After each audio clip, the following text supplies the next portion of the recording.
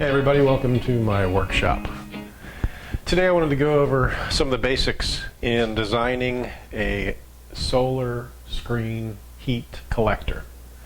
I've never built one actually, but I've gone online and I've viewed lots of videos, read lots of articles, and this is what I've come up with.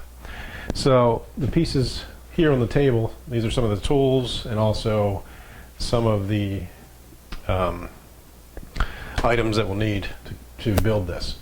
So right here we have 1x3s. So I have two 1x3s. The final box size, by the way, is going to be 34 by roughly 59 inches. I haven't decided exactly just yet, but I will before I start cutting, so just so you know. Alright, so I have 1x3s. Over here I have 1x2s. This is what I'm going to attach my screen to. And I actually, what I did do is I pulled some scrap from my scrap pile. It's got some webbing on it from some happy little spiders in the garage, but anyhow, here's some scrap material that I use. This is more of a close to a 1x1. The screen material, the thickness is what matters, the 3/4 inch thick, so you can put screen on one side and the other. The width, not so much, doesn't really matter, as long as it doesn't warp. So we'll see how that goes. Other than that, I have my screen. This is a aluminum type screen. After doing the research that I've done, I realized that aluminum is the most cost-effective product that you can use. Copper, silver, and gold are better heat conductors, but don't have money for that. So I'm going to use aluminum screen. I have black high heat paint, spray paint to spray the screen and the inside of the box. I also have some silicone, which is freeze and sunproof, so this should work well if I want to seal the back of the box. I have two solar panels, and what these are 1.5 watt 6 volt solar panels. Now I'll use two of these to power a 12 volt fan. Obviously the fan will go on as soon as the sun powers it through the solar panels. It's equally matched, so that the voltage is 12 volts for the 12 volt fan. Over here I have my caulk gun, my tin snips if I need those, which I might not. I mean, I may use them to cut the fins on this, on the duct work that I'm going to be using for the in and out. Over here I have my razor knife, which can easily cut the screen if need be. I have a square drive drill bit, so I can drive these screws. Now the square head screw, it's a pan head screw with a square drive. This screw will be used to attach the Lexan to the front of the box. Now over here I have just standard, like a drywall screw, but these are more of an exterior type screw. And if you were putting the box outside, it would be recommended that you use these. Now I'm not going to use these for my project, but I wanted to show you guys, this is what you could use. 2.5 inch. It's kind of long for 1x's, but you could certainly adjust for the 1x. Now this is also a square head screw. This is a Craig screw for the Craig jig, and I'll show you that in just a minute. This is how I'm going to attach my box together. Now in the back we have essentials. Safety glasses. Gotta have safety glasses. We have a drill here and a impact driver. Now you can certainly do all of this with a simple cordless drill or corded drill, but I like to have both just to keep it simple, keep it fast. Actually, I like to build things fast. Here we have your simple staple gun, 5/16 inch staples for the screen, and you could go 5/16 is probably best. You don't want to go too much bigger. Once you go bigger, you don't want it splitting the wood as you're attaching the screen. I have my solder here, just some basic small rosin core solder. I do have a little bit of flux here if I need it, my solder gun, some wire, and of course this will be used to attach the fan and the solar panel. Alright, so just some basic tools. Of course, the tape measure. You're going to need this. This is the most important tool, tape measure. I'm going to go ahead and get started here with measuring out the wood. Alright, so I'm going to go ahead and I'm going to build the screen frame. Now the screen frame obviously is going to sit inside of the box, inside of the actual collector. So I need to figure out what size to make this screen in order to work with the collector. And of course, if the collector has a little bit of insulation, I'm going to have to add, if I add insulation, I'm going to have to subtract that amount from the screen frame. 3/4 board, 3/4 board. Inner dimension is going to be 32.5 inches by 57.5 inches. So that should be what our screen dimensions are going to be. 32.5 by 57.5. Now, what I normally do is I just take a little bit more off of that, maybe another 1/8 inch all the way around. And the reason for that is when you make a frame fit inside of another frame, if you make those dimensions exactly the same, first you're going to have a very tight fit and have a hard time getting it in there. And also you have expansion and contraction, so you really don't want to have to deal with that. We're going to go ahead and cut two 57.5 inch boards. And that works out perfectly here because I have a chunk out of the wood right at 59 inches, so that's good. So we're going to mark this at 57.5. Alright, so here we go. Chop saw. Cut 1.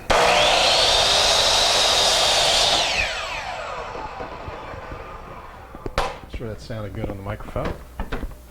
Alright, so now our cutoff piece from that, we need two 34-inch pieces. We have 38 3/4, so we're going to be good to go. So I have all my screen pieces cut, I have my box pieces cut, and what I'm going to do is I'm going to drill holes in the bottoms of these frames and the tops of the frame, and I'm going to use 1 5/8 inch drywall screws as well as wood glue to hold the edges together. I think for what this is, there's really no stress on this, so it should be fine. So I'm going to go ahead and get started with that. And before I get to the top, of course, don't forget the wood glue. The wood glue with a joint like this, small joint like this, is going to be imperative because there's so little holding it together. This will actually join the wood together to make it almost as one piece. So don't forget the wood glue.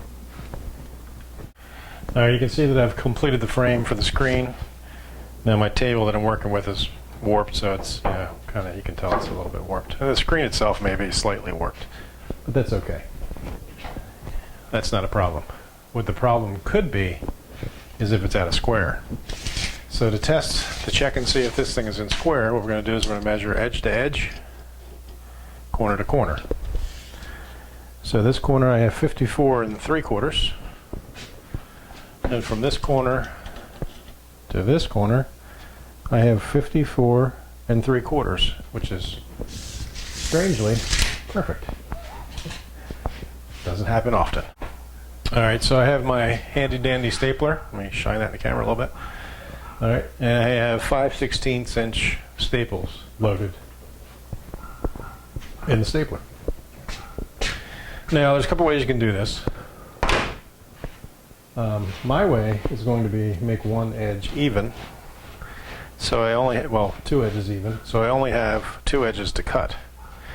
So I'm going to get this pretty close to even at the top, pretty close to even at the side, as even as possible.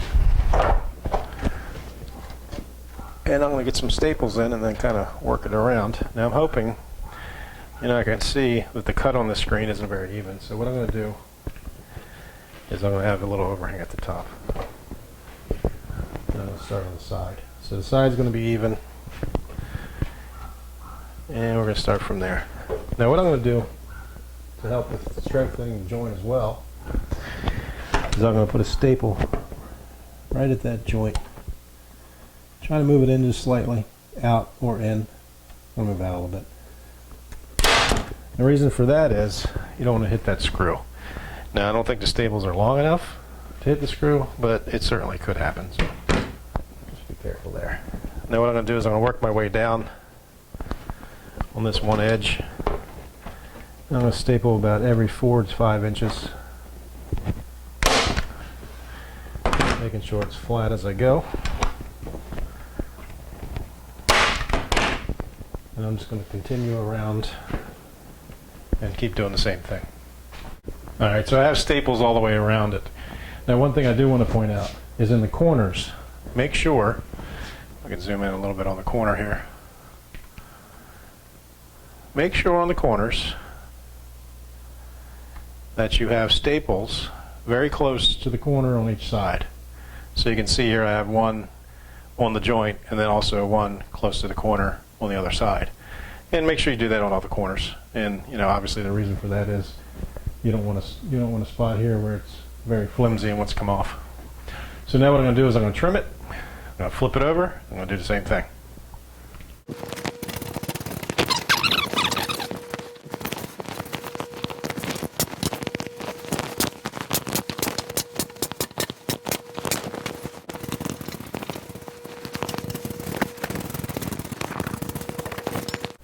So now I'm going to assemble the box, and obviously that consists of 4 pieces of wood,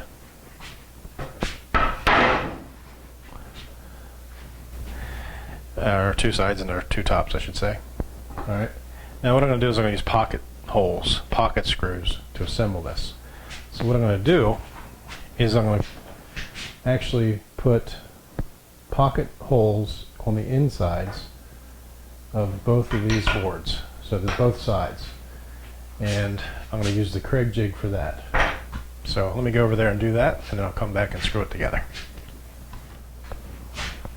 Okay, so now I have my wood clamped in the Craig jig, and I'm going to use my drill with the Craig bit, and I'm going to drill 2 pocket holes, 1 on each side. You can see there's 3, but that's usually the 2 over here I use for smaller pieces of wood. Since I have a 1x4, I can just use the outer holes and it'll give it a nice tight seal. So I'm going to go ahead and drill these holes.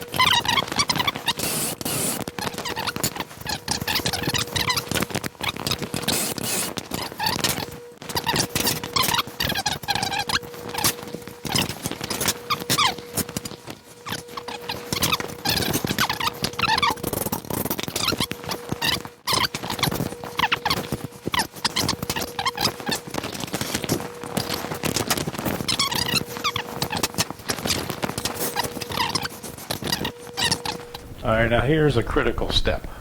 I'm going to cut the back for the box. In order to do that, I could put it through the table saw, but it's not worth it just for one cut. So I'm going to get out the power saw, cut it nice and even down there. I'll set the depth of the blade so it may cut into the cheap table I have there a little bit, but that way I can support the stock and not have things go crazy on me. Alright, so just to make sure I get a nice straight cut, I've clamped my 4-foot level to the plywood, and based on the guard on the saw, or the guide on the saw, it's 1.5 inches over from the blade kerf. So I measured over 1.5 inches, clamped down my 4-foot level, and I'm going to use this as a guide. With the power off and unplugged, I need to set the depth of my blade to the depth of the plywood. Just a little bit under, because I'm going to cut into this other piece. So I would say I'm going to set it for about just about 1/4 inch. That way I don't cut my table in half. I can cut into it because it's just a piece of scrap.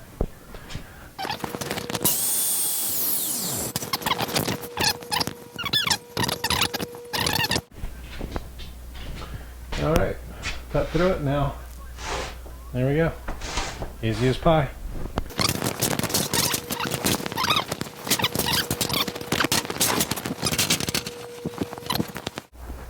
So, I've gotten to the point where I've put the screen in the box, and as you can see, I've added these small spacers to each side. And that's just to keep the screen at the top off the bottom, because what's going to happen is the air will come in through the back and through the screen, and then filter up through the front and actually, obviously, make its way through the screen, through the hot screen, into the back, and then out. So that's the plan. And something else I'm adding is at the bottom here, there's a little piece of wood I'm adding here just to hold the screen tight to the bottom.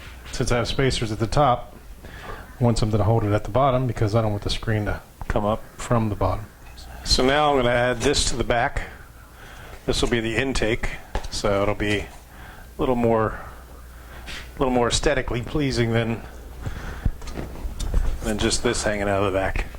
So this will go up through the back, through the screen, and this is what's going to bring the air into the screen, into the... All right. So I have the intake installed. I have the hole for the fan cut, and I've also, of course, drilled the holes to mount the fan. Now this compartment up top, I added this, and the reason I added this was to eventually, if I want to, I could actually store a battery up in here to power the fan. I'm not sure that we'll see how the solar panels work, but they may struggle a little bit.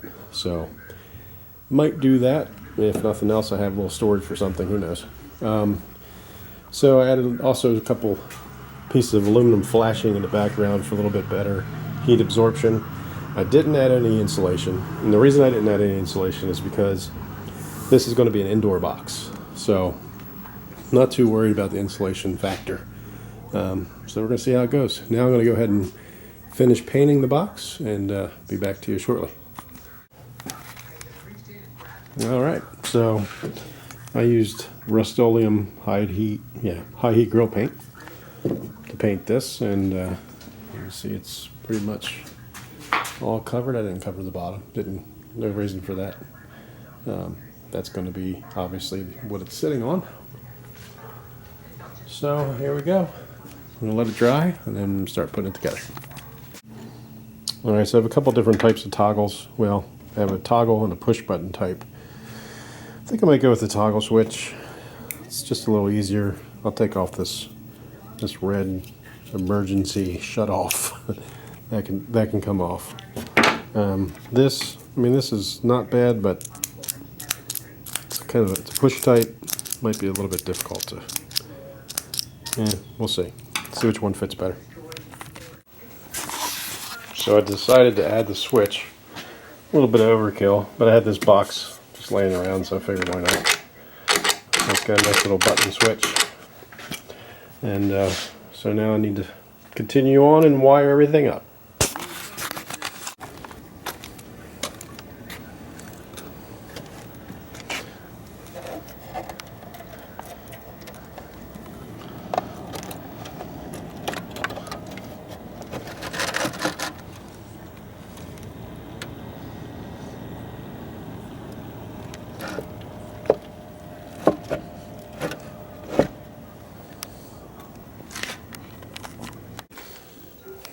Alright, so I went ahead, as you saw, I tested the solar panels with the fan. It all seems to be working pretty good. And I drilled holes in the Lexan every 6 inches or so, all the way around the perimeter. And to make things a little bit easier, I use these clamps so that I didn't get any movement while I was drilling. So, of course, protective coating's still on, and what I'll do is I'll take this off. I'll silicone it up all the way around the edges. Very small 1/8 inch bead so that it doesn't bleed too much inside or out. And then I'll screw it down once you take the protective coating off, and it'll be good to go. Now's the time before you put this, before you put the glass on, Lexan on, make sure you go ahead and touch everything up you need to inside the box, because once you close it, you're done. There will be no more touching up, unless you want to peel it off of the caulk, the silicone, and do it all over again. So I think we're good to go here. Hey, one thing you can notice here is when I put the screw in, you can see it, be very gentle, and as soon as the silicone starts to spread, stop, so you don't split the Lexan. I actually split it down at the bottom there, but luckily it was not too bad. All right, so I mounted it in my window. You can see the sun's just starting to peek over the roof across the street, and very close to hitting my solar panels. So obviously what's going to happen is my solar panels are going to kick on prior to the actual unit heating up, but that's okay. If you look closely over here, what I did is I just put some brackets, bent some brackets in so that it just can't lean back, fall out of the window, which I do need to put some spacers, some of these spacers in the front, underneath the front of this, because I extended the windowsill slightly, just so that it's sitting away from the window. So sun will be here in a minute. You can see it's starting to peak there. Make sure my switch is on. Well, sun's not there yet, so can't tell, but be back shortly. It's actually, it's another good reason to have a switch, because what's going to happen is the sun's going to peak over top of the roof across the street, and as it peaks over the top, it's going to hit the solar panels, which is going to kick the fan in. Now, the only problem with that is once it kicks the fan in, it will not be warm, so the actual unit itself won't be heated up yet. So that's probably a good idea. Let that heat up first, then turn the fan on. All right, so I had a little bit of a setback. I had to make some changes. If you look at the top, I had to change the orientation of the solar panels. I had them basically glued silicone to the top, across the top, and because my windows have grids, permanent grids, the shadow, just the shadow cast across both panels, both solar panels, cuts down the power enough where the fan won't run. So, not a good thing. I probably need to figure out how to just have a plug-in for the fan eventually. But I like that it's all self-contained for the moment. Fan's running. It's running just fine. Of course, you can't see it on here. It just looks like there's nothing there. But the fan is running. All is well. It's only been about 5 minutes since I've had it back in the window. So we're going to let it sit there for a while and heat up and see how things go.